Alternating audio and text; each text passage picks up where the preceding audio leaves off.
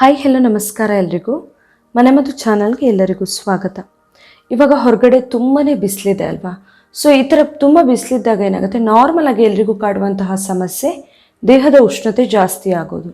ಬರೀ ಉಷ್ಣ ಜಾಸ್ತಿ ಆಗೋದಲ್ಲದೆ ಅದರಿಂದ ಬೇರೆ ಬೇರೆ ರೀತಿಯ ಪ್ರಾಬ್ಲಮ್ಸ್ಗಳೆಲ್ಲ ಸ್ಟಾರ್ಟ್ ಆಗುತ್ತೆ. ಸೊ ಆ ಥರ ಪ್ರಾಬ್ಲಮ್ಸ್ ಎಲ್ಲ ಸ್ಟಾರ್ಟ್ ಆದಾಗ ನಾವು ಫಸ್ಟ್ ದೇಹದ ಉಷ್ಣತೆನ ಹೇಗೆ ಕಡಿಮೆ ಮಾಡ್ಕೊಳ್ಳಬಹುದು ಅನ್ನೋದನ್ನು ತಿಳ್ಕೊಬಹುದು.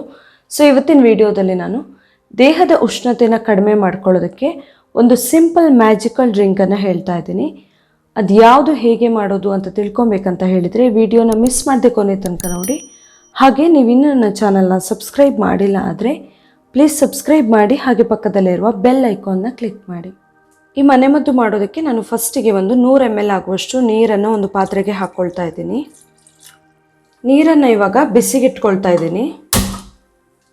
ಇವಾಗ ನೀರು ಸ್ವಲ್ಪ ಬಿಸಿ ಆಗ್ತಾ ಇದ್ದಂಗೆ ಇದಕ್ಕೆ 1 ಚಮಚ ಆಗುವಷ್ಟು ಬೆಲ್ಲವನ್ನು ಹಾಕ್ಕೊಳ್ತಾ ಇದ್ದೀನಿ. ನಾನು ಸ್ವಲ್ಪ ಹಾಕ್ಕೊಂಡ್ರೆ ಸಾಕು.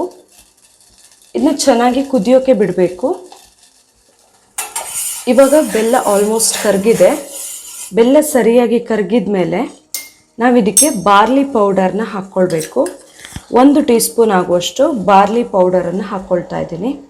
ಬಾರ್ಲಿ ತುಂಬಾ ಒಳ್ಳೆಯದು ಉಷ್ಣ ಕಡಿಮೆ ಮಾಡ್ಕೊಳ್ಳೋದಕ್ಕೆ. ಇದನ್ನು ಪೌಡರ್ ಮಾಡಿ ಇಟ್ಕೊಂಡ್ರೆ ತುಂಬ ಈಸಿ ಆಗುತ್ತೆ. ಇನ್ಸ್ಟೆಂಟಾಗಿ ನಾವು ಮಾಡ್ಕೊಳ್ಬಹುದು ಬಾರ್ಲಿ ನೀರನ್ನು. ಇಲ್ಲ ಆದರೆ ನಾವು ಇಡೀ ಬಾರ್ಲಿ ಆದರೆ ಅದು ಬೇಯೋಕ್ಕೆ ತುಂಬ ಹೊತ್ತು ಬೇಕಾಗುತ್ತೆ. ಸೊ ಬಾರ್ಲಿನ ಆಲ್ರೆಡಿ ನಾನು ಪುಡಿ ಮಾಡಿ ಇಟ್ಕೊಂಡ್ಬಿಟ್ಟಿದ್ದೀನಿ. ಅದನ್ನೇ 1 ಸ್ಪೂನ್ ಆಗುವಷ್ಟು ಹಾಕ್ಕೊಂಡಿದ್ದೀನಿ. ಇದನ್ನು ಚೆನ್ನಾಗಿ ಮಿಕ್ಸ್ ಮಾಡಬೇಕು. ಚೆನ್ನಾಗಿ ಮಿಕ್ಸ್ ಮಾಡಿ ಸಣ್ಣ ಉರಿಯಲ್ಲಿ ಕುದಿಸ್ಬೇಕು. ಇದನ್ನು ಒಂದು 5 ನಿಮಿಷ ಹೊತ್ತು. ನಮಗೆ ನಾರ್ಮಲ್ ಆಗಿ ಉಷ್ಣ ಆದಾಗ ಏನಾಗುತ್ತೆ, ತುಂಬ ಜನಕ್ಕೆ ಕಾಡುವಂಥ ಸಮಸ್ಯೆ ಅಂತ ಹೇಳಿದರೆ ಬಾಯಿ ಹುಣ್ಣಾಗೋದು, ಗಂಟ್ಲಲ್ಲಿ ಹುಣ್ಣಾಗೋದು, ಹಾಗೆಯೇ ತುಂಬ ಸುಸ್ತು, ನಿಶಕ್ತಿ, ತಲೆನೋವು, ಹಾಗೆಯೇ ಇನ್ನು ಕೆಲವರಿಗೆ ಉರಿ ಶೀತ ಎಲ್ಲ ಸ್ಟಾರ್ಟ್ ಆಗುತ್ತೆ. ಅದರ ಜೊತೆಯಲ್ಲಿ ಜ್ವರ ಕೂಡ ಬರೋಕ್ಕೆ ಶುರು ಆಗುತ್ತೆ. ಇನ್ನು ಅಜೀರ್ಣ ಸಮಸ್ಯೆ ಎಲ್ಲ ಕೂಡ ಇರುತ್ತೆ ಅಲ್ವಾ. ಕೆಲವೊಬ್ಬರಿಗೆ ಎದೆ ಉರಿ ಈ ಥರ ಎಲ್ಲ ಸ್ಟಾರ್ಟ್ ಆಗುತ್ತೆ. ಸೊ ಯಾವುದೇ ಪ್ರಾಬ್ಲಮ್ ಇರಲಿ, ಉಷ್ಣ ಜಾಸ್ತಿ ಆದಾಗ ಕಾಡುವಂತಹ ಯಾವುದೇ ಸಮಸ್ಯೆ ಇರಲಿ, ಎಲ್ಲದಕ್ಕೂ ಇದು ಒಂದು ಬೆಸ್ಟ್ ಮನೆಮದ್ದು ಅಂತಲೇ ಹೇಳ್ಬೋದು. ಬಾರ್ಲಿ ನಮ್ಮ ದೇಹಕ್ಕೆ ಶಕ್ತಿನೂ ಕೊಡುತ್ತೆ, ದೇಹವನ್ನು ತಂಪು ಕೂಡ ಮಾಡುತ್ತೆ, ಹಾಗೆಯೇ ಜೀರ್ಣದ ಸಮಸ್ಯೆ ಇದ್ದರೆ ಕೂಡ ದೂರ ಆಗುತ್ತೆ. ಹಾಗಾಗಿ ನಾವು ಇದನ್ನು ಯೂಸ್ ಮಾಡಬಹುದು ನಾರ್ಮಲ್ ಆಗಿ ಬೇಸಿಗೆ ಕಾಲದಲ್ಲಿ. ಈ ಬಾರ್ಲಿ ನಮಗೆ ಬರೀ ಉಷ್ಣ ಕಡಿಮೆ ಮಾಡ್ಕೊಳ್ಳೋಕ್ಕಷ್ಟೇ ಅಲ್ಲ, ಬೇರೆ ಬೇರೆ ರೀತಿಯ ಆರೋಗ್ಯ ಸಮಸ್ಯೆಗಳನ್ನು ದೂರ ಇಡೋದಕ್ಕೆ ಹೆಲ್ಪ್ ಆಗುತ್ತೆ. ನಾನು ಆಲ್ರೆಡಿ ಇದನ್ನು ಪೌಡರ್ ಮಾಡೋದು ಹೇಗೆ ಮತ್ತು ಇದರ ಬೆನಿಫಿಟ್ಸ್ಗಳು ಏನೇನು ಅನ್ನೋದಕ್ಕೆ ಕೆಲವೊಂದು ವಿಡಿಯೋಗಳನ್ನು ಶೇರ್ ಮಾಡಿದ್ದೆ. ಆ ವಿಡಿಯೋಗಳನ್ನು ನೀವಿನ್ನೂ ನೋಡಿಲ್ಲ ಆದರೆ ಅವುಗಳನ್ನು ಕೂಡ ನೋಡಿ. ಹಾಗೆಯೇ ಬಾರ್ಲಿ ಎಲ್ಲಿ ಸಿಗುತ್ತೆ ಅಂತ ತುಂಬ ಜನ ಕೇಳಿದ್ದಾರೆ. ಆ್ಯಕ್ಚುಲಿ ಬಾರ್ಲಿ ನಾರ್ಮಲ್ ಆಗಿ ಯಾವುದಾದ್ರು ದಿನಸಿ ಅಂಗಡಿಗಳಲ್ಲಿ ಸಿಗಬಹುದು. ಕೆಲವೊಂದು ದಿನಸಿ ಅಂಗಡಿಗಳಲ್ಲಿ ಸಿಗುತ್ತೆ, ಕೆಲವೊಂದು ಅಂಗಡಿಗಳಲ್ಲಿ ಸಿಗದೇ ಇರ್ಬೋದು. ನೀವು ಕೇಳಿ ನೋಡಿ. ಬಾರ್ಲಿ ಅಥವಾ ಜವೆಗೋಧಿ ಅಂತ ಕೂಡ ಕರೀತಾರೆ ಇದನ್ನು. ಇದಕ್ಕೆ ಇವಾಗ ನಾನು ಒಂದು 50 ml ಆಗುವಷ್ಟು ಹಾಲನ್ನು ಹಾಕ್ಕೊಳ್ತಾ ಇದ್ದೀನಿ. ನೀವು ನಾರ್ಮಲಿ ಹಾಲು ಜಾಸ್ತಿ ನೀರು ಕಡಿಮೆ ಆ ಥರ ಕೂಡ ಮಾಡ್ಕೊಳ್ಬಹುದು ಬೇಕಂದರೆ. ಇಲ್ಲ ನೀರು ಜಾಸ್ತಿ ಹಾಕ್ಕೊಂಡು ಹಾಲು ಕೂಡ ಕಡಿಮೆ ಹಾಕ್ಕೊಂಡು ಕೂಡ ಮಾಡಬಹುದು. ನಿಮಗೆ ಯಾವ ರೀತಿ ಟೇಸ್ಟ್ ಇಷ್ಟ ಆಗುತ್ತೆ ಆ ಥರ ಮಾಡ್ಕೊಳ್ಬಹುದು.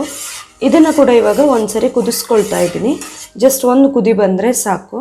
ಇದಿಷ್ಟು ಕುದಿ ಬಂದರೆ ಸಾಕು. ಇವಾಗ ನಾನು ಸ್ಟವ್ ಆಫ್ ಮಾಡ್ಕೊಳ್ತಾ ಇದ್ದೀನಿ. ಇದನ್ನು ನೀವು ಯಾವುದೇ ಕಾರಣಕ್ಕೂ ಸೋಸೋಕ್ಕೆ ಹೋಗಬೇಡಿ. ಅಲ್ಲಿ ತಳದಲ್ಲಿ ಬಾರ್ಲಿ ಇರುತ್ತೆ, ಅದನ್ನು ಕೂಡ ನಾವು ಕುಡಿಬೇಕಾಗತ್ತೆ. ಸೊ ಈ ಥರ ಉಳ್ಕೊಂಡಿರುತ್ತೆ ನೋಡಿ. ಇದನ್ನು ಕೂಡ ನಾವು ತಿಂದರೆ ತುಂಬಾ ಒಳ್ಳೆಯದು. ಚಿಕ್ಕ ಮಕ್ಕಳಿಗೆಲ್ಲ ಆದರೆ, ಮಕ್ಕಳು ಬಾಯಿಗೆ ಸಿಕ್ಕಿದರೆ ಇಷ್ಟಪಡಲ್ಲ ಅನ್ನೋ ಥರ ಇದ್ದರೆ ಮಕ್ಕಳಿಗೆ ನೀವು ಸೋಸಿ ಕೊಡ್ಬೋದು. ಮಕ್ಕಳಿಗೆ ಕೂಡ ಕೊಟ್ಟರೆ ಏನೂ ಪ್ರಾಬ್ಲಮ್ ಇಲ್ಲ. ಇದು ತುಂಬಾ ಹೆಲ್ಪ್ ಆಗುತ್ತೆ.